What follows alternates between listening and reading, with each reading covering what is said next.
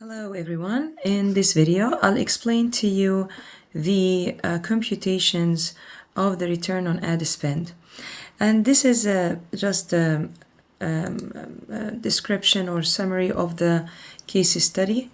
The idea is we have data for, as you can see, mainly we are talking about this campaign. So this is the data that is provided to us, this campaign, and as you can see, within this campaign we are running the campaign for 12 weeks. However, at week 10 through 11 and 12, as you can see here highlighted, there was a glitch in the system, and this glitch in the system basically did not allow us to run our Google campaigns. All right. So what is the idea here? The idea here, we would like to compute or compute the profitability or the performance of the campaign, and we do that through the return on ad spend or return on investment. Okay. So for the return on investment, ROI, and this is what we are using, or the author is using for the analysis, we have the weeks 1 through 9 and 10, 11, 12. Then we have the traffic coming from sponsored advertisements or search ads. We call it sponsored traffic. And this is organic traffic. And this is the total. If we draw the total, so let's take a look and let's not draw but actually plot, sorry. If we plot the total, as you can see here, we will find out that the traffic generally all the way goes down. It means it decreases, the amounts decreases over time. So there is a decreasing effect, and this is quite reasonable in marketing, because in marketing we usually talk about the diminishing effect, and the diminishing effect means that, for example, if this is our marginal output or revenue, so this is our revenue, increases until it reaches an optimal point, and then the revenue starts decreasing per whatever the unit is. So for each step of increase, as you can see, there's an increase, then after a certain point, which is the optimum, there is a decrease. If we take the cumulative traffic here, or the cumulative sales or output, then what we will see is that we will see here that the increase rate starts slowing down until there is no increase rate. So basically, this is similar to this. It looks like it goes like similar to going, there's an up point and then it is decreasing. Okay, so in general, the diminishing effect will actually look something like this.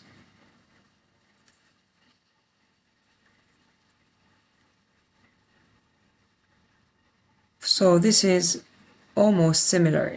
It looks like this. You see? This is the increase rate, but our revenue or traffic looks like this. So it doesn't necessarily go in here. Where is the?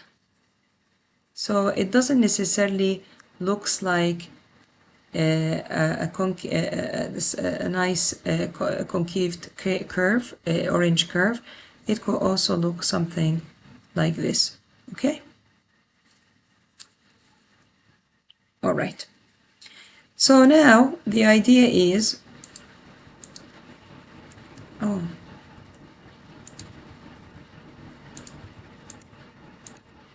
okay.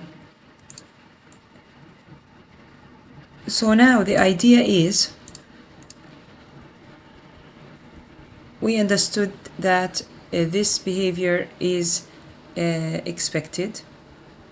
So let's take a look.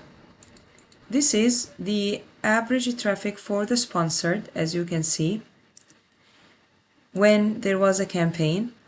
And this is the average traffic for average organic traffic when also there was a campaign. And then we took also here 0, and over here we took the average traffic of the organic traffic when there was no campaign. So this is expected? Well, let's take a look. This is not expected, because the expectation is over time, as you can see, and as the theory tells us, there should be a diminishing effect. So if you look at the organic traffic with the campaign and the organic traffic without a campaign, there is an increase of about, if we subtract this organic traffic with campaign minus or subtracted from the organic traffic without a campaign, we will find out that there is an increase in traffic. However, theory tells us that there should be a decrease. Well, let's confirm. As in the case study, the intern just came at the last minute and the intern brought the data of another campaign. It's a pink campaign, and this campaign also runs exactly the same creatives and over the same exact period of time. So if we take the average over week 1 to 9 for sponsored and also for organic, and we do the same for weeks 10 to 12, and we need to know that this campaign, for example, did not suffer from a glitch. So we can see here the expected effect, which is if we take the decrease rate or change rate, it will be decreasing because it's negative. And we can find that the decrease effect is also consistent for organic and also for sponsored traffic. So the idea here is we have something troubling. The troubling issue here is that why is the organic traffic in Google, when we are not running a sponsored ad, all of a sudden increased? Why? Because part of the clicks that could have been obtained for a fee, part of this traffic, you see, it's supposed to be around 121, but all of a sudden it's 150. What's the odd? It's almost the sum of these two. So it seems like the traffic that we've been obtaining for a fee, we could have obtained here for free if we're not running the branded keywords campaign. And this is for branded keywords. So this is quite interesting, isn't it? So this means we are questioning why should we, in fact, run such a campaign for branded keywords? Because as you can see, for branded keywords, in fact, people already know the brand, and they will not necessarily click on any other advertisements or sponsored ad because they already know our brand. And if we don't run the campaign, they scroll down, because usually the sponsored advertisements will show on top. They scroll down and actually clicked still on our bazaar.com store. So that is the problem. And do you see how we looked at the problem? Looked at the problem first through a very good visualization, through understanding a little bit of theory in marketing. We call it econometrics or marketing modeling. So we understand that any campaign will experience a diminishing return or revenue. So this diminishing revenue will happen over time, and this is normal because this is also the Bing campaign, and I plotted here all the weeks for the total traffic, both organic and sponsored, and we also notice, as you can see, a diminishing effect, decreasing effect. So now this is the question. There's a problem, and these calculations are wrong basically because we are paying more for something unnecessary, because this is the case calculations. Let's take a look.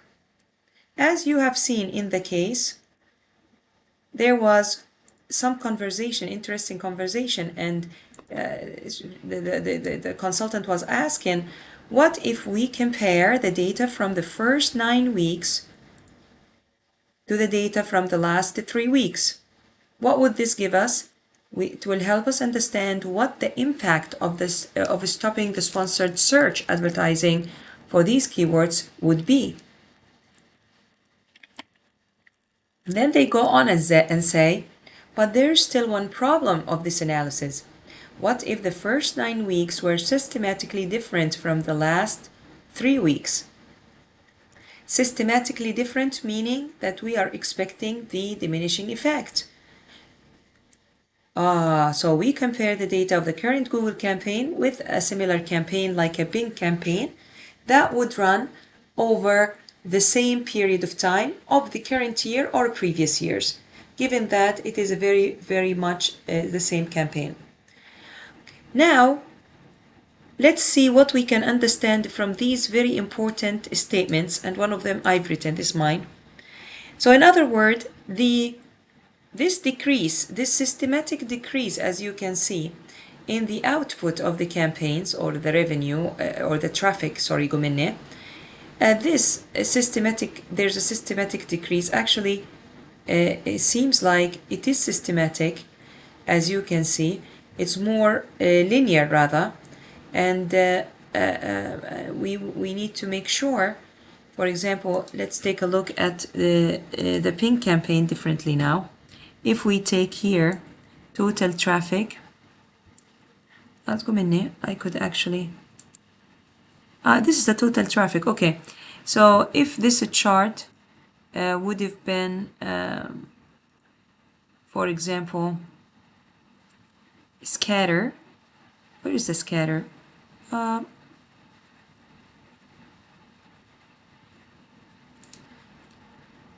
A scatter plot, and then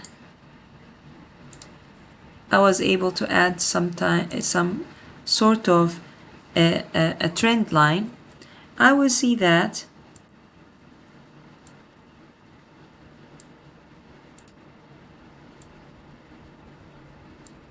as the weeks go by, I can see that there is a decrease of traffic almost around 101. This is what this means, an average loss in traffic or decrease in traffic as 101. All right, now the case study also mentions that we have the sponsored traffic out of all traffic is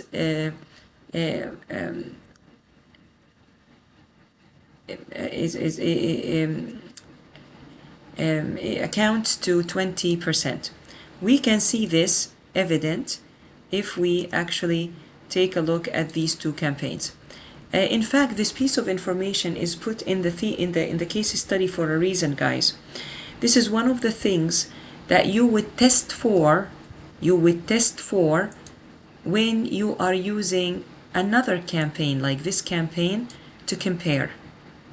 So if you're using another campaign to compare with, it's very important that we see the proportion of the traffic, even though this is a 5-digit and this is just a 4-digit, but the proportion is maintained. Do you see the proportion? The proportion is always almost maintained. Okay, that's very good news. So we can use it for comparisons. So this is very interesting discussion.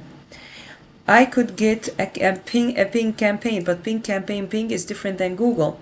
And as you can see, this is a 4-digit traffic. There's a 5-digit traffic. We don't care about the digits per se, but we care about a certain behavior. So here, as you can see, the behavior is similar.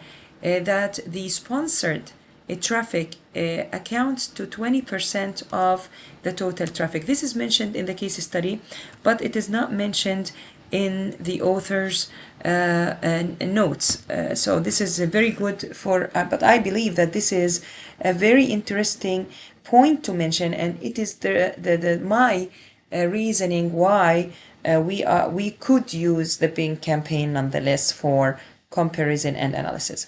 So the first thing that they would like to do is to compare the 9 weeks to the 3 weeks. So this is what we're doing. For Google campaign, we are having the traffic of the average traffic of the 9 weeks versus the average traffic of the 3 weeks. And this is in order to find out, as they were discussing, to compare the effect of no campaign. So when there was no campaign, as you can see, there was a decrease of 5.18% in total traffic. Here. However, this decrease effect, there are 2 reasons that we can pinpoint right now. One reason is that, of course, there's no campaign, and as you can see, this is taken care of by subtracting the corresponding periods of time, the 1 to 9 weeks minus the 10 to 12. But there is also the diminishing effect. So this diminishing effect we cannot control for here because there is zeros. So what we are going to do, we are going to use this. This is what they mentioned in the case study. What if they were systematically different, and they are, because we plotted the data, and we found out that there is an expected decrease just due to the fact that these weeks actually in the mid here of the period, at the end of the period. So there's an expected decrease, and this decrease we can in fact normalize for it by taking the data of another campaign and subtracting the decrease here without a campaign and with campaign. So do you understand what we are doing? So first of all, we want to find the effect of running no campaign. So this is with campaign and without campaign. And then it is minus 5.18%. However, we have also the idea that the traffic in general over this period of time is supposed to be decreasing, which is decreasing. The general traffic, as you can see, 152, 150, 148, 146. But we would like to systematically find that effect. So we take a ping campaign to see that the decrease with a campaign was minus 3.55. But this is without a campaign and over time. Here with campaign and over time. Meaning there will be a decrease, and this decrease was 3.55. So with campaign and over time, the decrease was 3.55 in traffic. But because of the absence of the campaign, there was an extra decrease in traffic. Of course, because when you run a campaign, hopefully there will be an enhanced traffic. Enhanced traffic is the other phase for less decrease in traffic. So there is a less decrease in traffic in Bing because there is a campaign. There is more decrease in traffic in Google because there is no campaign. So Google campaign is responsible for 1.62% of traffic, let's say. So this is what the author is doing. The author is saying, well, part of this decrease is just a general decrease in traffic, supposedly, and it is accounts to 1.62 that attributes only to the campaign effect.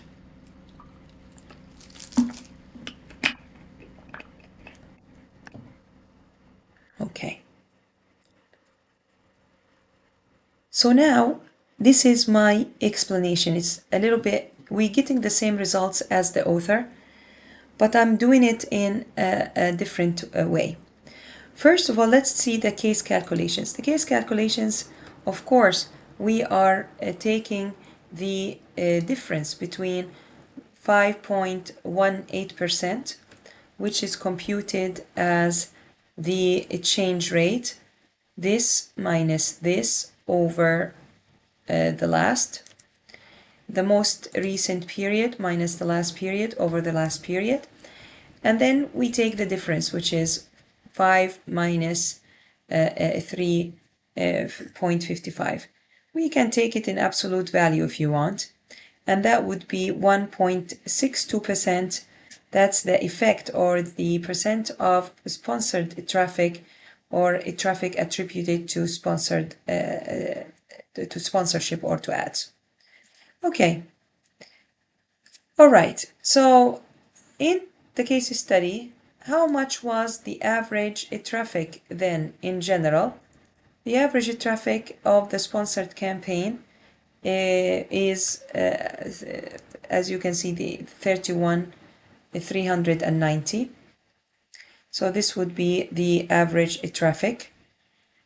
And then these are given in the case study. The case study says that the cost per click is 0.6, and then the conversion rate here is 12%. I don't like how they put it. They put it as the margin. I don't think that this is a margin. A margin means it's a profit. So it's the average revenue, and in marketing we call it the average order value, AOV. So please allow me to not write exactly the same thing as I used to teach before, just following the case study. I don't think I should just blindly follow the case study and the way they've written things. So in the case study, they say it is the margin per click. I say it is the average order value, which is the average revenue per click. Okay. It's let's say it is $21. And then this is the average revenue per click. The average revenue per click is 21 times 12. Okay. Now, only because all these clicks, we are going to have only 12% of them placing orders. And this is a really good, decent conversion rate. Okay. So now, let's go on. Let's take a look at Bob's calculations. Here, he took the average sponsored ads traffic for branded keywords, and then this would be the ad spend for each traffic or click. We paying $0.6. Then we are earning for each click 2.52, and then we're going to say that this is the difference between revenue minus cost, and this is a profit. And this profit in terms of a return on investment will be profit, which is revenue minus cost over cost. Okay, so this is the calculations of the case study that they claim that we are getting a 320 of return on investment. Numbers tell us this, but as you can see here, a little bit of exploratory data analysis that has to do also with visualization tells us something is wrong. The organic traffic average increases when there is no campaigns.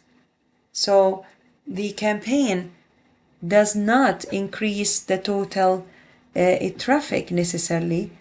It could also, its absence could also increase the organic traffic. So this means that there are some clicks that we are paying for. We stopped paying for it here because there is no campaign, and these clicks we obtained them for free due to the organic traffic. Okay, I see. Yes. So this is due to organic traffic. And indeed, it is better to get this traffic for free rather than running the campaign. So in reality, what's happening is we are not getting a system where only the traffic associated with the campaign, yes, is actually being, we don't need this 0.16. We are not actually only getting the 1.62% of traffic. So ideally, we should be getting from the campaign, from the branded keywords campaign, 1.62% of what we call it, this is exclusive traffic. So this is something that we need to talk about. Ideally, we should be getting only 1.62% of our traffic through the search sponsored campaigns. This sponsored campaign is different because it's for branded keywords where people already know our brand. So for search campaigns where people already know our brand, they may click on our ads. And this is quite dangerous, yeah? Because we could have got them for free. So basically, the traffic that we could have, the traffic that we will, even though it's a branded campaign, we will still maintain them and they will not click on the organic, and we probably have lost them over time because they are not highly loyal. Because not everyone knows our brand, are loyal enough not to switch. Some of our customers are very loyal. They will still scroll down, as you can see, and decide to click on our non-sponsored link on the SERP. But some of our traffic might be, of course, not very loyal, and ideally it is for this traffic that we would want them to keep buying through us, and we are running the branded campaigns or branded search campaigns. Because seems like we lost a little bit of traffic. We would lose a little bit of traffic that accounts to 1.62%, because these guys are not very highly loyal to us. And this is quite reasonable because 20% of our traffic comes from sponsored advertisements. But some of these, which is the highest percentage, 20 minus 1.62, which is almost around 98.4, these people, this percentage of the clicks, they are very loyal, and even if we don't run campaigns, they will decide to still scroll down and come for free. And we would, if ideally Google can detect those guys, which it doesn't happen, and will not serve campaigns for them, and Google will only serve campaigns for only those highly unloyal, yet they recognize our brand, which accounts for 1.62% of total traffic. That would be, as you can see, out of the whole traffic, 1.6% only is attributed to the campaign, to the search campaign or sponsored traffic.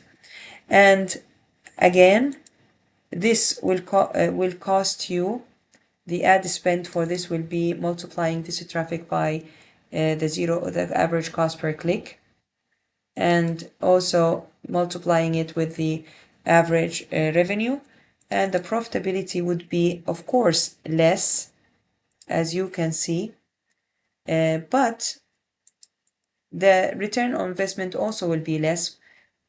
But nonetheless, this whole system, this whole ideal system, doesn't exist. But in reality, we're actually getting this much revenue. This is the real revenue. This is the real revenue. The other revenue we actually could have got for free. This is the revenue that results on the campaign. And this is the cost that results on the campaign. So do you see the discrepancy in the intern's calculation? The intern took all the average sponsored traffic and computed both the cost and the revenue based on this traffic. But in fact, the reality is as follows. We compute for a branded campaign like this campaign, because as you can see, we noticed that the organic traffic increased rather than decreased. Because let's take a look here.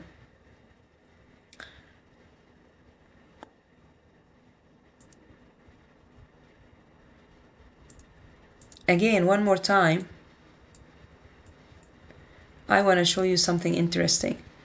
If we plot, instead of the total traffic, organic traffic, and over here, if we take again the line, and we plot organic traffic instead, we find out that this is quite normal, but this is not normal. This is abnormal, that there is an increase. So this abnormality in the behavior that we expected to go down, rather it went up, tells us that we are paying, or we've been paying for clicks that otherwise we would have been able to avoid. Because as you can see here, if we add the sponsored traffic, if we plot sponsored traffic,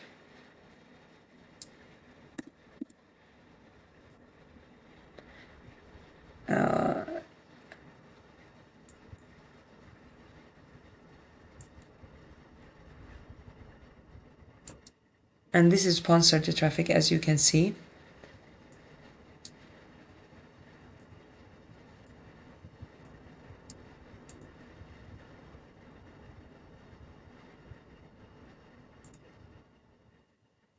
Actually, I have it already plotted for time.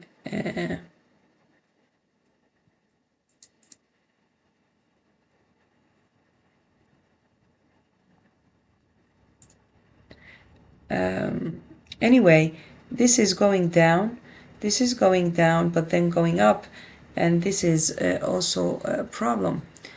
Okay, so now the reality is we would have lost this much of revenue if we stop running the campaign, and we are paying for about this much that we are running the campaign. So the matter of fact is that we are not being profitable, and our return on investment is minus 65%. Why is that so?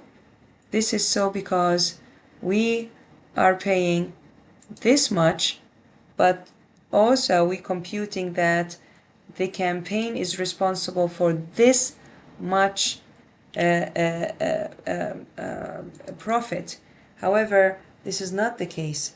Campaign is not responsible for this much traffic, because most of this traffic would have switched to organic and would have been for free and without the campaign.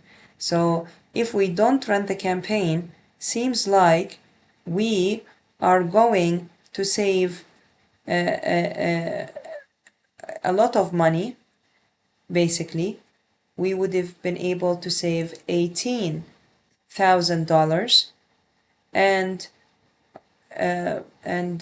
we would have been able to make around the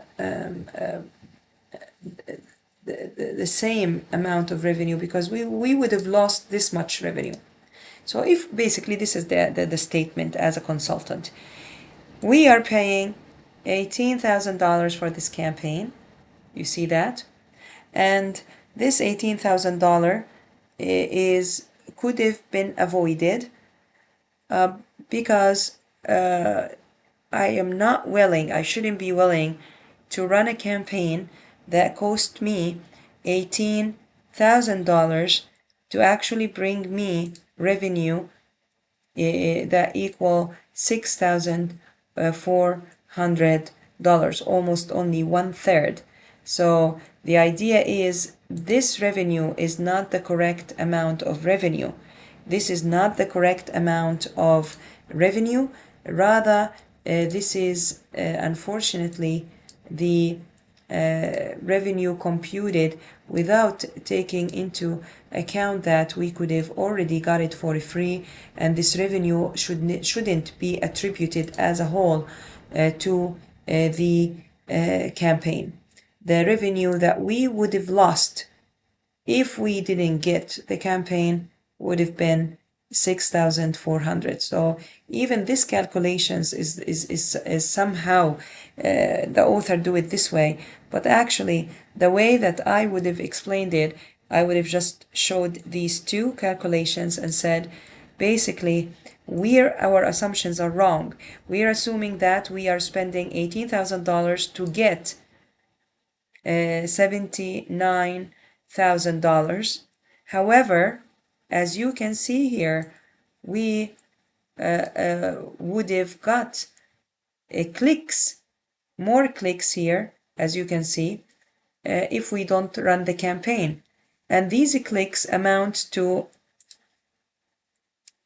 the clicks that we would have lost if we don't run the campaign are not necessarily equal to 20%. They are not necessarily equal to an average of 20%. It is actually because a big portion of this 20%, which is computed here, a big portion is actually switched to organic because they are highly loyal. Only those that are not highly loyal, that been choosing the first link and actually being lost, amounts to only 1.62%. And this 1.62% of traffic could have brought us only 6,411. In fact, based on marketing theories, well, seems like